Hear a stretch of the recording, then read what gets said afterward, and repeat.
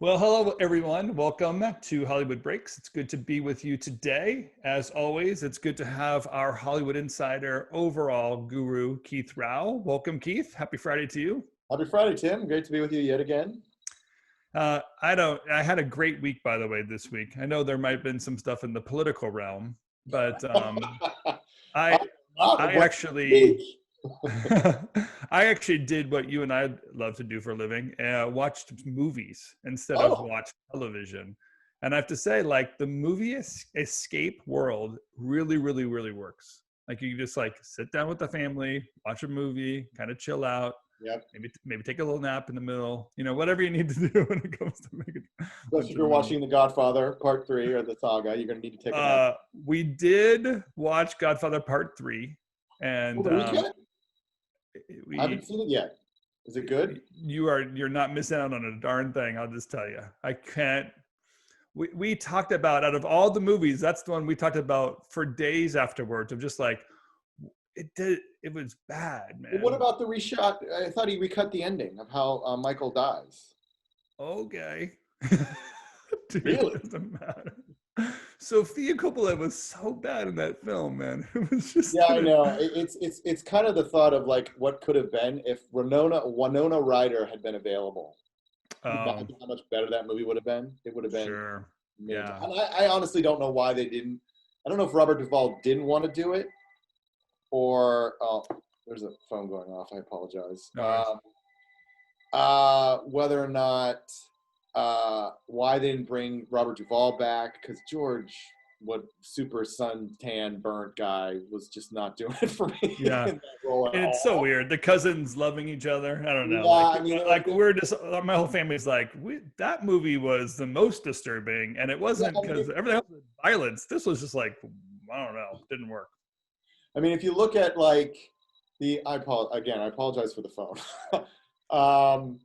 The other thing is, like, if you look at like the first two and what cinematic masterpieces they were, it's just and looking at the third one, I mean, there are great moments in the third one, don't get me wrong, and I love sort of Connie's evolution from sort of the abused girl in the first one to hardcore party girl in the second one to like basically the rock of the family. Like she becomes almost The like her father in a lot of ways, and takes the sort of the mantle from Michael. I love that evolution of her character. Like she's the one who's pushing to get out there and get back. She's the one that sends Anthony out to get revenge.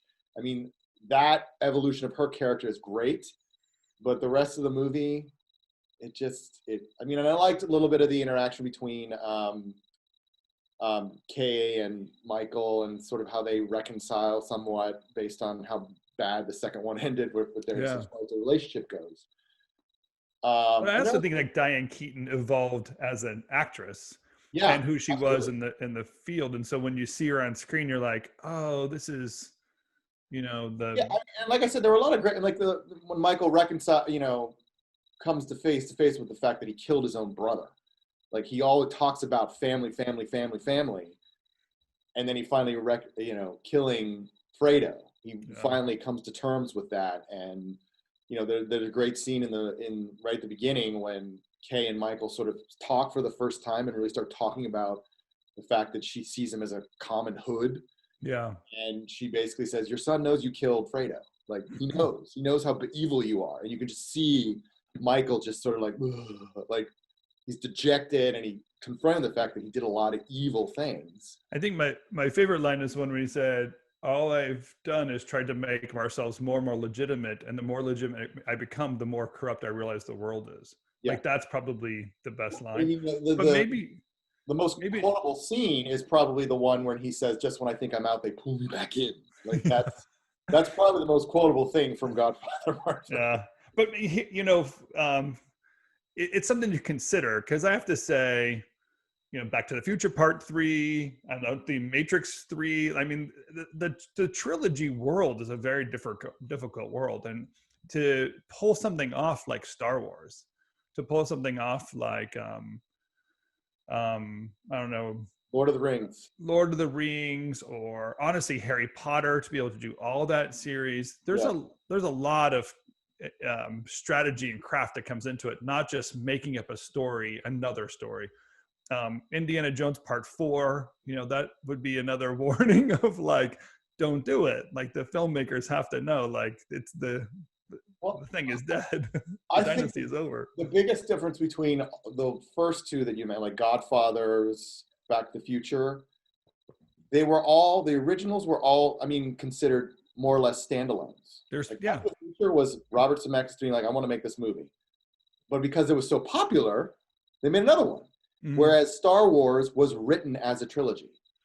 Yeah, and Lord of the Rings and such. But, think about some sequels can be better than the original.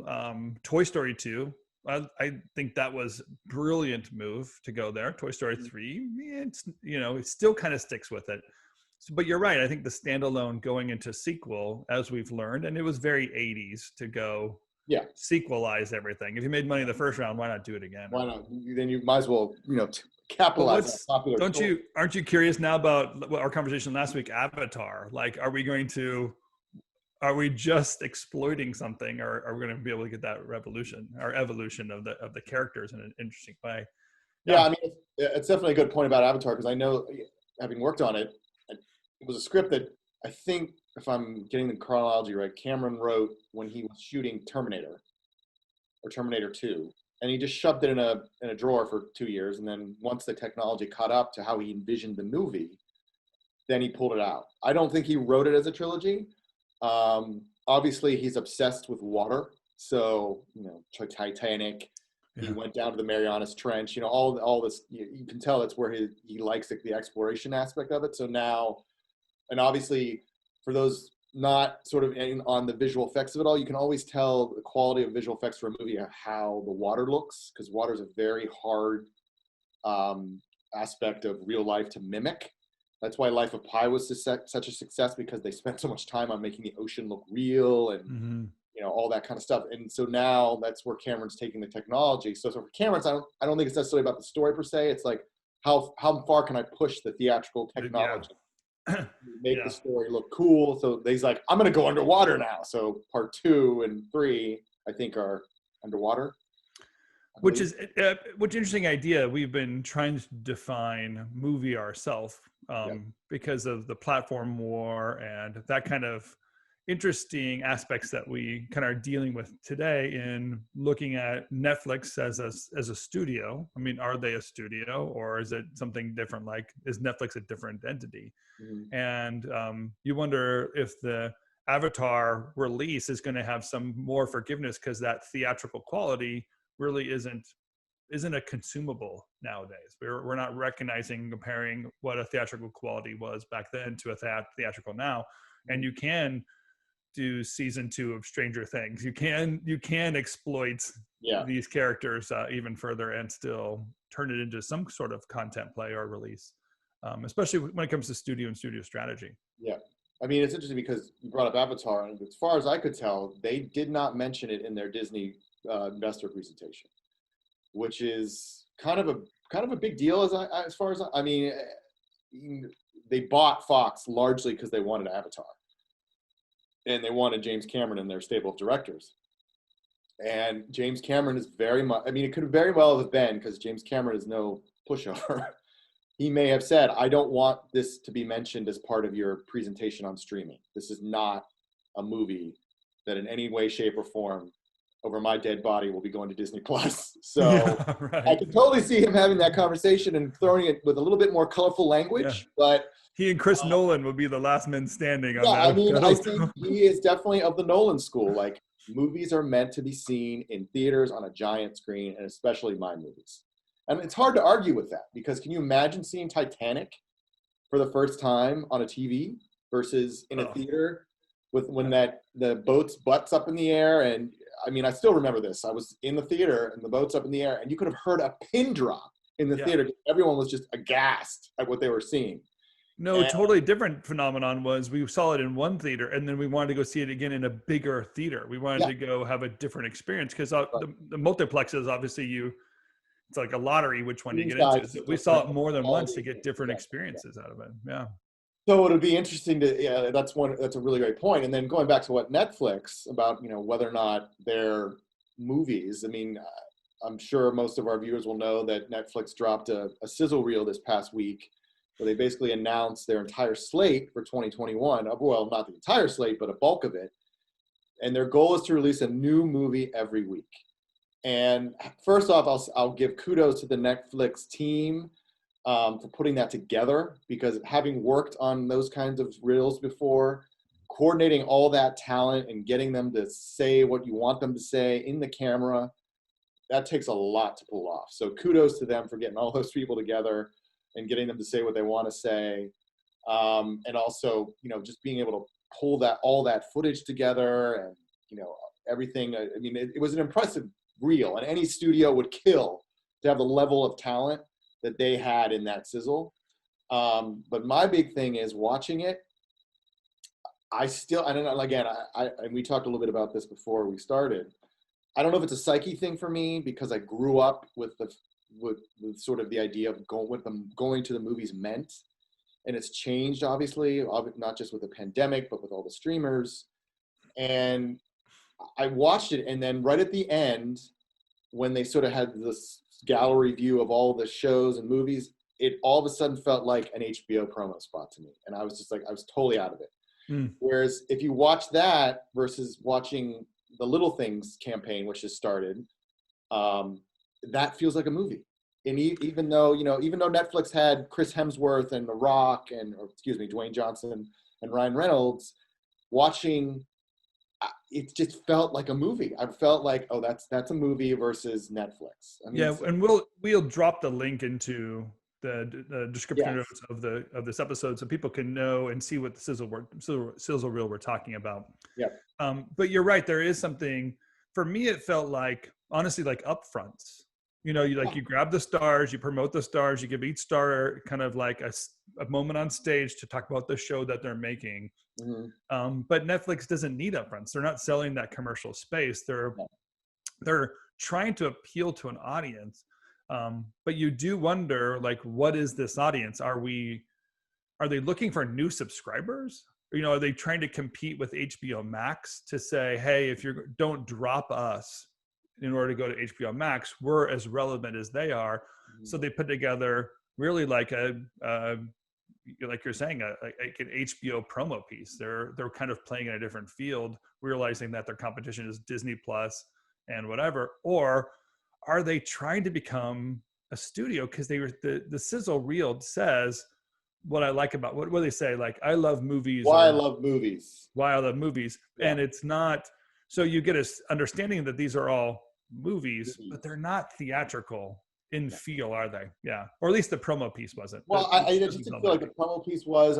I mean, and I will also say the idea of why I love movies, I think is a great campaign. And I think the studios, if anyone from a studio is listening, that's the campaign you guys need to start working on now to get people back into the theaters. And I think that's, something like why I love movies. I didn't love the fact that it was in service to the movie that they're promoting, because then that just feels fake to me. I would much rather Ryan Reynolds be honest why he loves movies, why he likes sitting in a theater, talk about that experience versus I love movies because I'm in this movie with Dwayne Johnson. That just felt cheap to me, but I understand why they did it. But the other thing I just thought of when you were talking was they're starting to lose a lot of the content that has driven subscriptions up to this point. Like they lost The Office at the beginning of January this year. That reverted back to Peacock, and that was still one of their most popular shows. So they're losing a lot of this original content. Yeah. And I think that's where they're starting to be like, okay, then we need to start promoting our movies. Like a new movie every week. Like even Disney, with their promises of 100 new shows over the course of the next year, didn't make that promise. Didn't say like we're gonna have new content every single week. So I think to your point, it is really them just asserting you cannot not have us as part of your bevy of OTT platforms that you subscribe to. So, and I'm hoping all that I can that these aren't Netflix movies, because as I've critiqued in the past, they've lined up Oscar-winning actors and actresses to be in Netflix movies, and then you watch it, and everybody else is missing, like the director that's necessary, or the costume designers, the show designers. Like everything else is very B quality, and they have this one great actor or actress in the middle of it. Hopefully, Netflix has learned their lesson and are getting the quality up, or honestly, introduce Quibi. We're just going to spend a lot of money on something that no one's going to really care about. Well, that's what, it's interesting you said it, because I can't watch a Netflix show now without noticing how, like, I've been watching Cobra Kai, which, having grown up in the 80s, I love it. But I mean, the storyline gets a little cheesy here and there. But it looks, because you said that, it doesn't, it's not, it looks, there's parts of it that it looks really cheap. Like, it looks like it was shot on an iPhone at some points. And I'm like, and then you watch something like again, I go back to Little Things. Yeah. And I saw a TV spot, and you watch it, and you're like, look how polished and beautiful it looks. Yeah. So I don't know if there's something going on in the post process versus with the studio. Or if they do something different, like, because Ozark, I mean, great. It was gorgeous. It's great. Yeah. Very well done. But a lot of it can look soap opera-y. Yeah. When, like, I can't remember what the Octavia Spencer movie was, but I couldn't even watch two of those shows, because I was like, the only thing good is her. Everything else is like, I don't get any of this stuff. This isn't. I mean, put together in any way that we expect. You've ruined a lot of Netflix for me somehow. Sorry. Now I just pick up, like, there was a shot in Cobra Kai when Johnny was looking in the mirror, and they had his reflection in the mirror, and I was like, that I could do that comp. Yeah. That's how bad it looked. Do they not hire a DP? Wow. Is there a robot walking around behind? Do they not have a visual effects supervisor on set, or are they just comping that in post because it looks terrible? Yeah. Where's the lighting director in this thing? Yeah. Well, here's what's interesting to me, because and let's move off into this idea of Netflix just for a minute, because I sent you that article, or I can't remember where I saw it. I think it's an article where Roku basically is snagging up some of Quibi's shows. Mm-hmm. And I said to you, look, it's gone, but it's not dead. Quibi's going to stick around here some way. Yeah. But the question about, like, what Netflix is doing and how they're presenting themselves, you almost wonder if Roku is kind of recognizing that Netflix is, I'm going to say it, that Netflix is kind of falling off their pedestal a little bit. Like, they're trying to keep up with so much over such a great area that they can't keep the quality going. And I feel like this move with Quibi, it might be a total bust, right? Because Quibi didn't really attach to it. But Roku is currently a platform play. Yeah. Like, it's a technology built into television sets that you can log on and watch movies. The only time I've ever seen Roku, I definitely don't have a Roku OTT platform or an app on my phone. Right. I haven't even heard that being promoted. But I wonder if this move is like the future of Roku, in that they're trying to become or be used as like the snackable content piece. And so when I have 10 minutes to waste I was going to say 10 minutes to waste at a bus stop, but no one's going on any buses anywhere. 10 minutes to grab here, waiting for a kid, sitting in front of Trader Joe's. My wife's inside because you can't go in with more than one person nowadays. Yeah. Like those little bites, is Roku going to try to push an OTT platform? Or is this the future of Quibi content, where Roku realizes, look, these are really great ideas. It's just executed in a way that nobody wants to consume, and Roku will get into some of that game. Regardless, I feel like Roku's making a play towards Netflix. Like, I think this is how Netflix got started in a way, and I think Roku's going to try something. Yeah, I mean, I think you're right. I think it's Roku sort of signaling maybe it's contemplating getting into the content creation game, and Quibi's got their content sitting there, so why not? I mean, I don't think it's necessarily a play saying Quibi, this idea was a great idea. I don't really think that's necessarily where Roku's thinking, because Quibi was created for snackable bites. And like you said, sitting outside Trader Joe's, watching 10 minutes an episode. But I don't think Roku's saying that's a great business model. We should try to emulate that. Let's just buy their content and give it a shot. I think they're seeing if people are going to be willing to engage with content off Roku, and also starting to establish Roku as a content provider versus just a platform where you can watch other people's content. Yeah. So we'll see how it goes. I mean, like a lot of these shows we talked before we started were built to be like short form, like 10-minute bites. So you can easily get through a season of like The Most Dangerous Game, for example, in an hour and 20 minutes. You know, that's not a lot of time for people to, most times people want more content than that. But I think it's a way to see if they have the capabilities to run, you know, show content, their original content, and, you know, see how it goes from there. So, I mean, again, I love the idea, because the more content providers there are, the more it's for, you know, the need for material. So the democratization of content continues apace, and I think that's great for up and coming creators, developers, what have you. There's just the more opportunity to get your stories out there. Yeah, and no one's asking my opinion, but if I were to give my opinion on this whole thing, you know, if I was Roku kind of going for a play, I honestly think the underserved group, and maybe it's just I'm not in this demographic, the underserved group is really like the kids content. I feel like there's a lot of kids watching content all over YouTube, and YouTube is actually somewhat dangerous. Like you can click through crap and just go off of these channels. Where Roku could actually make a play. Imagine them going for something like the Nickelodeon content or children's content. It'd be an easier way to get a platform into a household, especially because this Roku stuff is already built into our TV sets. Like there's an app on my smart TV, Roku. Imagine the family recognizing that as a secondary kids channel and being able to compete somewhat with Disney and Disney Plus content that has, you know, a little bit of a long tail, but definitely the Roku can go for a longer tail, especially if they're using. Yeah, I mean, I can YouTube definitely content. speak to YouTube being dangerous, because I have to watch my son, who, you know, is a hybrid model for school, and I watch him like a hawk when he's on YouTube, because I don't want some random video that is not age appropriate to pop up.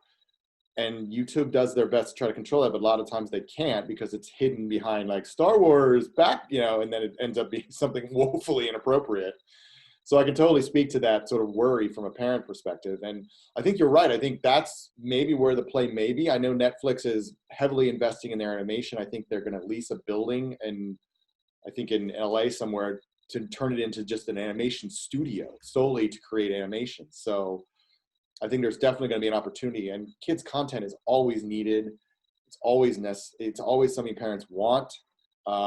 Disney Plus has obviously gone a long way to sort of helping a lot of parents and families through the pandemic. So I think at a certain point, watching Frozen 50 times over is going to get old, and they're going to want new stuff. So the key is finding where that stuff is. And, you know, that may be a play for Roku. You're right. That may be something that they should look at in terms of, you know, really injecting themselves into the space, and, you know, have the content that people really want to watch.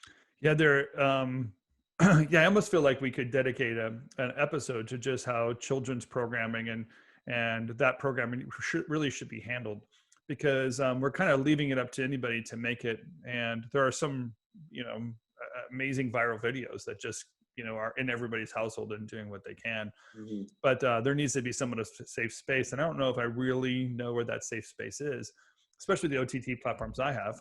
Right. Netflix isn't safe. I honestly never trusted a cable box in my family. Like, even if you never subscribe to the channels, the descriptions of what the show was going to be about would be read in the TV guide, and the descriptions are pornographic for pornographic shows. So like, it doesn't, you know, like you have to find some way of understanding and guiding your children through their entertainment experience. And there's got to be some space to do that. Well, yeah, so, I mean, I wholeheartedly agree with you, because, you know, I was watching the Steelers game with my son a couple weekends ago before they totally tanked it.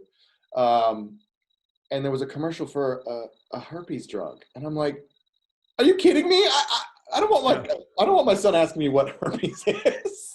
No. So I was like, I clicked. And if I had been watching, who knows what he would have seen. I mean, it was By the way, did you see this? Like, this was, I did this by accident with my kids on my my Samsung box or I think it was YouTube TV or whatever. I was navigating and I chose the game the other day, and it was CBS was simulcasting with Nickelodeon.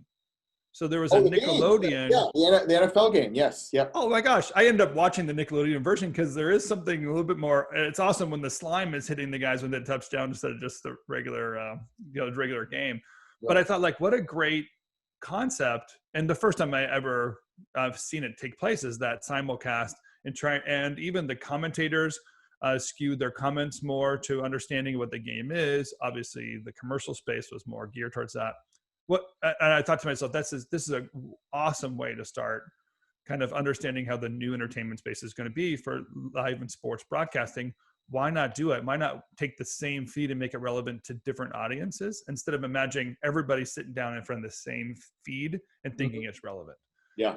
Smart move. I think that's going to be an interesting thing to see how that evolves in the future. But I really appreciate it. You could do it for everything. You could do it for basketball. You could do it for hockey, and there's all kinds of opportunities. And for the next year, the way sports games are being covered anyways, you might as well explore different ways of covering the game instead of just trying to imagine a large stadium. To me, the sports viewing was supposed to be participating with the live event. So there was a crowd and you're watching on TV and then there's people in the field. Right now, like just guys in a scrimmage field. You know what I mean? Like it doesn't really turn into that stadium feel anymore. So to channel that out instead and make each kind of feed different and relevant to different audience, it just kind of feeds where entertainment is going anyway. Everybody has a separate television set, a separate device, have a separate feed that fits your need. Really smart move. I'm curious to see how that plays itself out over the time. Well, before we wrap up, we have to address this last thing because I feel like if anybody's watching Hollywood Breaks, they're keeping tabs on this little progression that we're watching at Disney. And we just recognize like this is really just the beginning of we're seeing the core of something that's happening at Disney, which we know will have an impact across the whole industry. And that was this announcement of Tony Chambers last Friday in their Friday dump. Yeah, I mean, we talked a little bit about, I think this last week, or we talked about it pretty much since they made the announcement, but Kareem Daniel and his role and what exactly would involve really haven't gotten any clarity, even though we were promised that in the investor presentation and that didn't happen. Now we're starting to get a little bit more clarity and starting to understand how this is going to work. And Tony Chambers is now sort of the theatrical distribution head at Disney, Walt Disney Studios. It was Catherine Taft, I believe was her name. She's still staying on, but she no longer oversees theatrical distribution. And now Tony is reporting into Kareem Daniel's group. And that's a huge deal. And I think that's maybe partially why they dropped it on Friday at night when no one's really paying attention. It's called a Friday news dump. They do this in politics all the time. They don't want anything covered. They dump it on Friday night so nobody notices. And I think that's largely why they did it, because it's a big deal that the head of distribution is not reporting into Alan Bergman anymore. So that's huge. He's the head of the studio, and he does not have any say over distribution now. His distribution head is reporting into Kareem Daniel's group. And then we also had an announcement that a gentleman by the name of Justin Connolly is now the president of platform distribution. Which sounds the same, by the way, to people that don't know the difference between platform distribution and distribution, whatever Kareem Daniel's group is called. Can you clarify what the difference might be? Oh, what, between platform distribution and theatrical distribution? Yeah. Okay. So the way the traditional studio worked was you had a head of just theatrical distribution who dealt with the exhibitors. So he dealt with the AMCs. They make deals with IMAX and Cinemark and Regals and blah, blah, blah. They deal with the circuits, basically, is what they do. So now it sort of seems to be that, and that was traditionally reported into the head of the studio, but now it's become more agnostic, where it's like platform distribution. So now they're determining, they're really starting to sort of evolve the language, where now we have sort of these groups that are overseen by these three heads that are the content creators, the content creation hubs. And now you're starting to see what they have, like the platform distribution. So now it's not theatrical as much anymore. It's which platform is this piece of content going to premiere on. So it's evolving the language. And I think it's a big thing. And Deadline Hollywood and Variety Hollywood just kind of like brushed it off. And I'm like, this is like a seismic move. And as I said to you in my email when I sent it to you, there's not much of a leap from president platform distribution to president platform marketing, which is sort of what we've all been talking about. Like, to each of these individual organizations, yes, they all have control over their marketing, but is that really optimizing revenue and optimizing your spend if you have each individual content creator handling their own marketing? Doesn't it make sense that maybe the marketing should be handled by one group once the platform's determined? So it's just interesting, this evolution that's starting to happen, and the details are starting to be filled in. And Disney, obviously dumping it on a Friday, realized this was kind of a seismic announcement. And so as far as I can tell, it kind of works because no one's really talking about it. So it's a seismic. You and I can kind of see like it's the beginning of the earthquake taking place. Like, you can see it, but it's also such a long-term item that there's no immediate thing to kind of hit or big promotion to put out there. Yeah. To me, when I hear you talk about that, it just comes back to the very first thing we talked about today, which is, what really makes a film, what really is theatrical anymore. Yeah. And with Disney and everyone really chasing this OTT platform space, the marketing being handled the same way. You can imagine Disney showing up with a sizzle reel pretty soon that feels very much like the Netflix reel. Yep. And it's just going to have the same kind of like upfront push, and really this competition of like, pick my platform over my competitor's platform, instead of being the studio that Disney always was. And then again, like, they had a TV space and a studio space, and the two worked very separate. ABC was separate from everything else they'd done.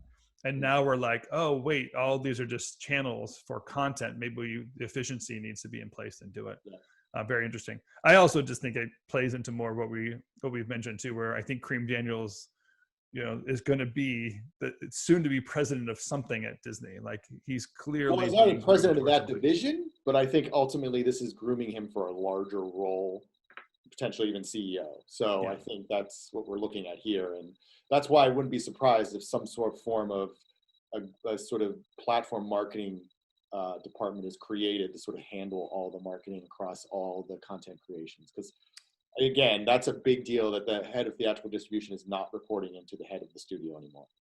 Yeah, sure. It just goes around the entire studio, and studio strategy to distribution strategy is different than studio strategy. Yeah. So you have your content makers, and then you have the people that decide where, probably through some kind of AI math algorithm, where it should be seen first or whatever.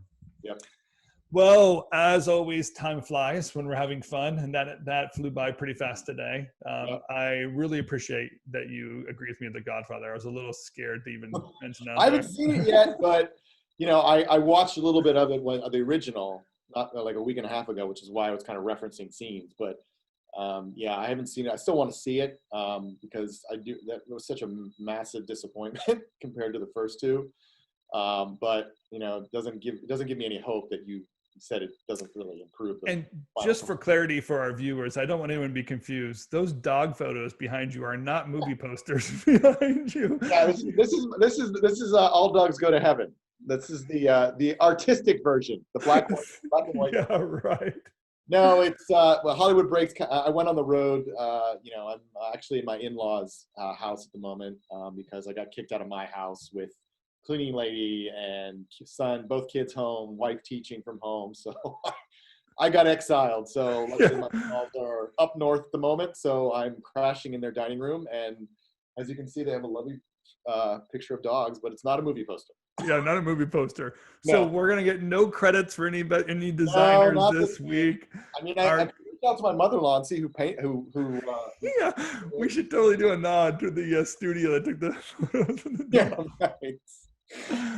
All right, my friend. Thank you so much. You have a wonderful week, and we'll see you next week for Hollywood Breaks. All of you that are viewing, thanks for being part of this. If you like what you see, please do subscribe to this channel. We love having you part of it. And those that you are on LinkedIn, stay tuned. We're working to get a LinkedIn feed here as well, LinkedIn Live. So great things coming for us in this program. As always, thank you, Lydia, for the work that you do behind the scenes, our Go Social team, and Curly Joe Thompson for getting that transcription done for us and this stuff posted. Until next week, we'll see you on Hollywood Breaks, and have a great week ahead. Okay, bye.